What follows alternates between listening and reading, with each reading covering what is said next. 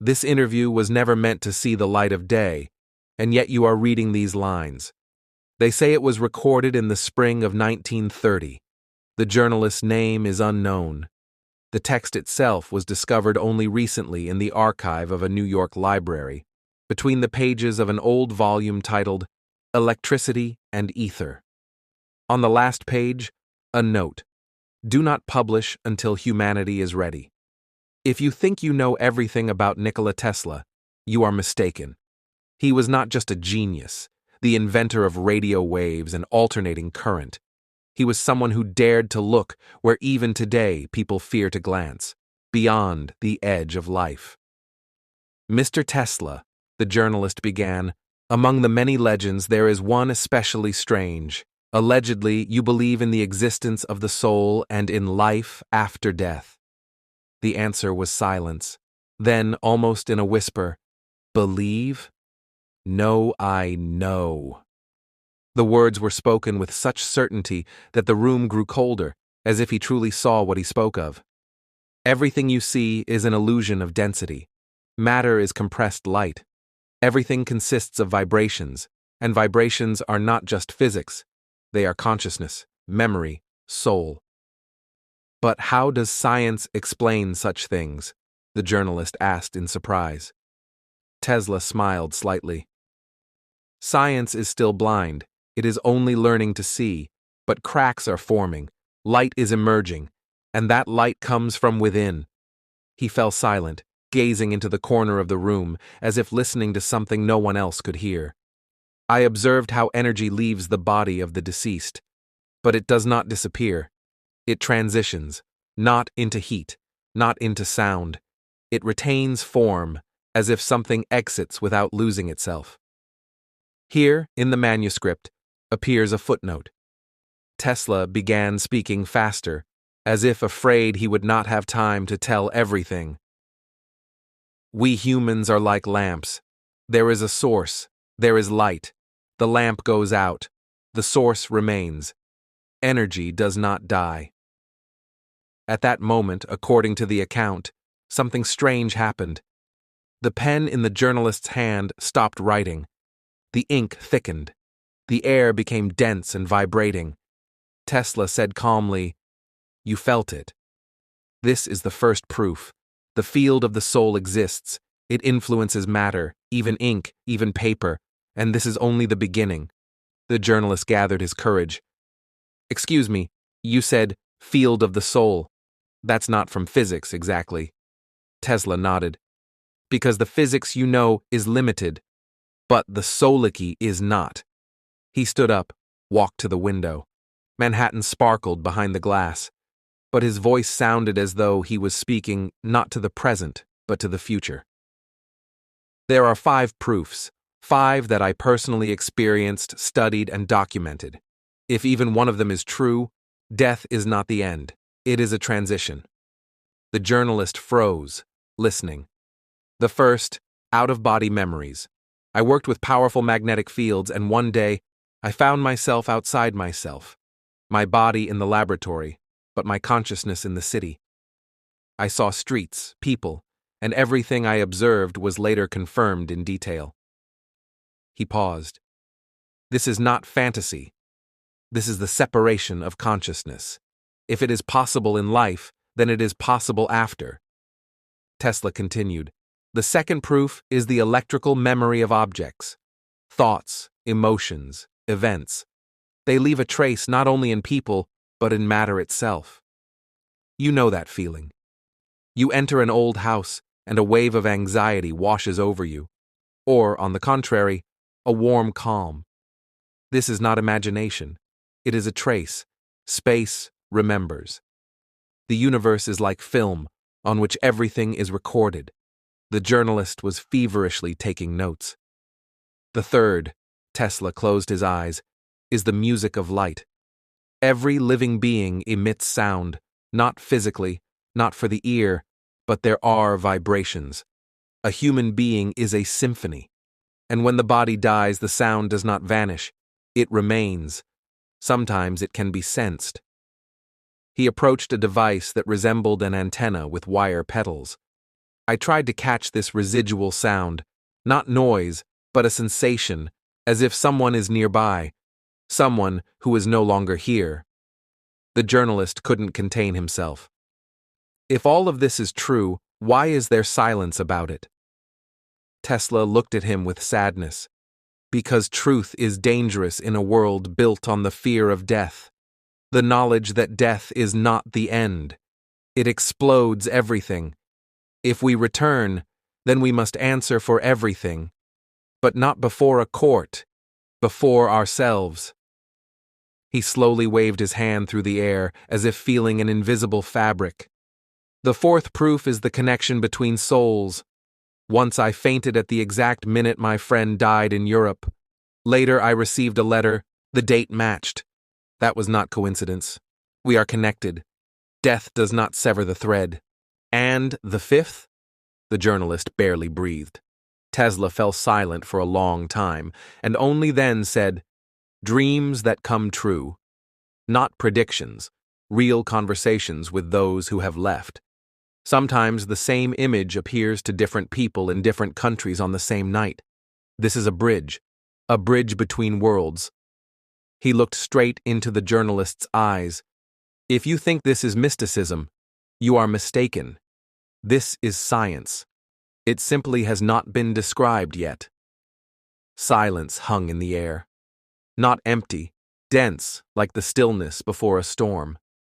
"Mr. Tesla," the journalist spoke as if with someone else's voice, "if the soul exists, if death is not the end, why do we come into this world?" Tesla's eyes darkened. A special kind of silence entered his voice, almost sacred. To learn, to suffer, to love, all at once. "This is not a prison," he said. "It is a school, sometimes a battlefield, but not a place of punishment. We come to remember who we are, and to pass the lesson, 1 or 1,000, until we become light." He took a worn volume from the shelf. "Do you know what this is? The voice of the silence, Eastern philosophy. I do not agree with all of it, but in one thing they are right. Death does not end the path. It only turns it." The journalist took notes, his hand trembling. "Tell me honestly, are you afraid of death?" Tesla shook his head. "No, I know her. She came more than once. I heard her footsteps, and once she almost took me. And what did you feel? Peace. There is no pain there, no fear, only memories, pure like the first snow. You see everything you've done, and everything you didn't do, whom you hurt, whom you saved. It is not a judgment. It is a mirror." He sat down again, weary, but his gaze remained clear, like that of someone who had already passed through what others still had ahead of them. We do not answer to anyone but to ourselves, to who we truly are, to who we were before birth, and who we will become after. The journalist closed his eyes, his head buzzed. And what awaits us after, specifically? Tesla looked into the void, as if recalling something. "Imagine an ocean, but not of water, of energy. You are a drop, unique, with pain, with memory, with experience. When the body dies, you return to that ocean, but you remain yourself, only cleaner, without the mask. Do we meet those we loved? Family? If they also returned and there was love between you, yes. Love is the navigation of the soul. It connects. It is stronger than death." He spoke, and it seemed that the walls vibrated with his voice. "I'll say more," he continued quietly. "I tried to create a device capable of catching the transition, not death itself, but the moment consciousness exits. It almost worked.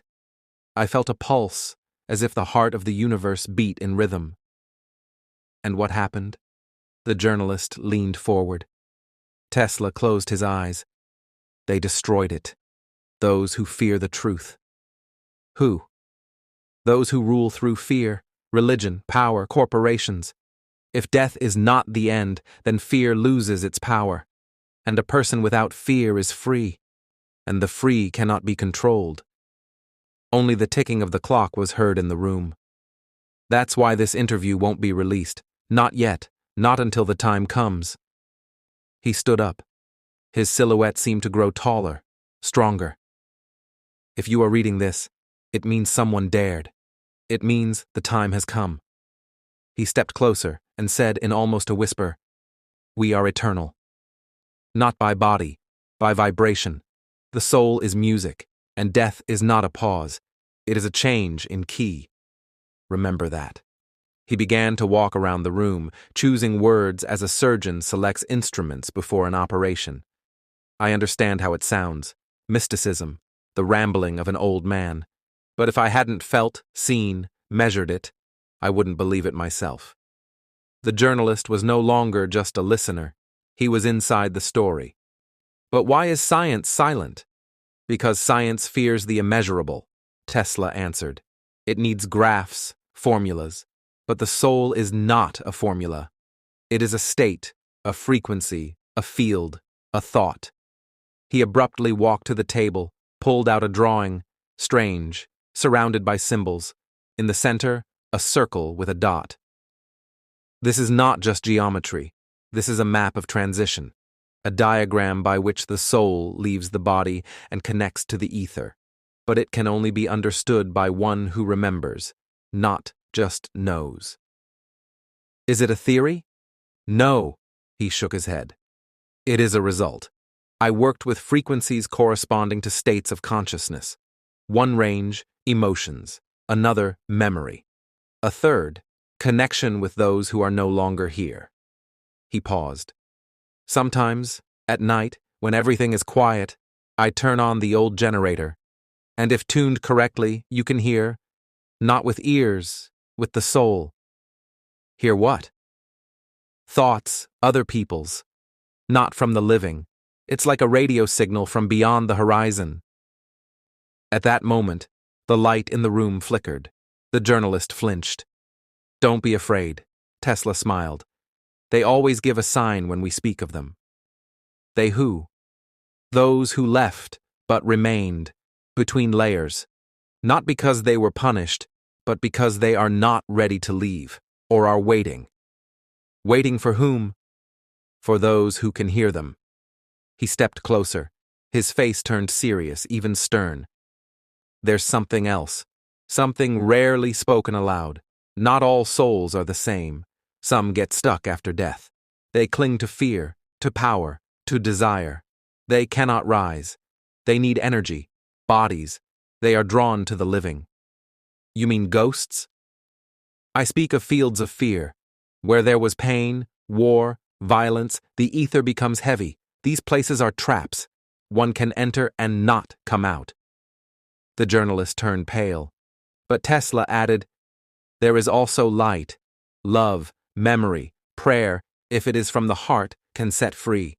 Not for God, for the soul. True compassion breaks the wall. He looked out the window. We live in a world where almost no one knows why they live. But if they knew that death is an exam, not an end, perhaps they would live differently, more purely, more deeply. The journalist wrote down, the energy of the soul does not die. It changes frequency. One last question, he whispered. Mr. Tesla, will you return? I never left, he said softly. As long as even one person seeks the truth, I am near. And in that very second, as stated in the discovered manuscript, the clock struck 3. 3 chimes, as if someone from the other side wished to confirm everything said was not fiction. Tesla fell silent again, then suddenly said, there is one more secret I've told no one. The journalist held his breath. What is it? Tesla walked to an old cabinet, opened a hidden drawer, and took out a small metal cylinder, covered in strange symbols resembling runes and diagrams. This is a prototype. I called it the echo catcher, a device capable of detecting the energetic imprint of consciousness after death. Not voices, not images, pure thought. And you received signals? Yes, several times. Phrases, thoughts, images. One of the clearest messages was, I am still here. Help me remember. Who was it? I don't know, but the feeling was familiar, as if I was speaking with myself, or with someone I once was. He sat down, and his voice became almost a whisper. The memory of the soul is the most important thing. We are born, and we forget. Because if we remembered everything, we couldn't live. The pain would be unbearable. But sometimes, something seeps through, in dreams, in feelings, in déjà vu. The journalist nodded. He had experienced that himself, short flashes of memories that couldn't have existed. You say everything is preserved. Where? In the ether. It's like an ocean. In it, everything, thoughts, emotions, events. This is what the ancients called the Akasha. We are all drops of the same ether. He looked directly into his eyes. Imagine that every one of your actions weighs as a note. You are composing music. And after death, you hear it all at once. No editing, no lies, only truth. That is the judgment. But it is internal. You are the judge and the witness. The journalist shuddered. And if the music is false? Then the soul asks for a chance to rewrite it. It returns in a new body, in a new life, but with the same vibration inside. He paused, then added, but there are other souls, those who have exited the cycle. They no longer need to return. They become light, guides. Their task, to remind others who we truly are. Angels? The journalist asked. Tesla smiled slightly. Call them what you will. The essence is what matters. They are near, especially in the dark, especially when a person thinks they are alone. That is love, the kind that never dies. The journalist looked at the clock. Time seemed to have vanished. And if someone lives a life without love? Then they return, Tesla answered. Because only love shapes the soul. Without it, there is no movement, only repetition. He stood. His shadow stretched in a long line, like that of a tree at sunset. I share this not for sensation. It's just that I will soon be gone, and this knowledge must not die with me. He handed the cylinder to the journalist. Keep it, and if the time comes, pass it on. And if it doesn't come, it will, when the first person remembers who they were. The journalist held the cylinder as if it were alive. He felt a slight warmth, a tremor or breath coming from within. What am I supposed to do with it? He whispered. Tesla looked at him with a touch of sadness. Don't rush. Just keep it close and listen to yourself. It will tell you when to activate. Silence fell. The room seemed to breathe with them. One more question, the journalist said. If you were so close to the truth, did no one else know? Tesla looked out the window. Dawn was beginning to pale the sky. There were others, but few, and almost all chose silence, out of fear or humility. Truth is like flame. It warms, but it can also burn. It cannot be imposed, only offered. He exhaled. Once, I almost said everything. It was in Colorado. I was giving a lecture on resonance, but I intended to speak about the soul. And at the moment I began to talk about the invisible connection between people, an official appeared. The lecture was stopped. Since then, I stayed silent. The journalist lowered his head. And now? And now I speak because I know the time has almost come.